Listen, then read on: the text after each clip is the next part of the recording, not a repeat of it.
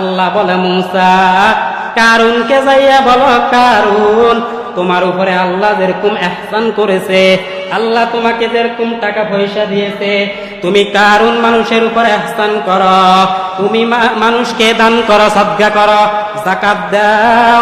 কারুন কয় মূসা আমি তো আল্লাহর দেওয়া টাকা নেই নাই, আল্লাহ আমাকে সম্পদ দেয় নাই, আমার যে জ্ঞান রয়েছে, আমার দেওয়া আকলের দ্বারা আমি টাকা পয়সা অর্জন করেছি। আল্লাহ কয় কারুন তোকে জ্ঞানকে দিছে, মেধাকে দিছে, মাথাকে দিছে, এই মাথা দিয়ে চিন্তা কর। কারুন তুমি সম্পদের দ্বারা যাকাত আদায় করো নাই। আল্লাহ বলবে কারুন, আল্লাহ অলরেডি বলে দিয়েছেন কারুন, মাটি কারুনকে ধর। মাটি কারুনকে ঘাস করে ফেলল।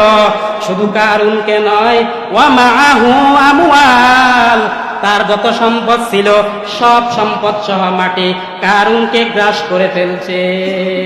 কারুন এখনো মাটির নিচের দিকে যাইতেছে, কিয়ামত পর্যন্ত কারুন নিচের দিকে যেতে থাকবে।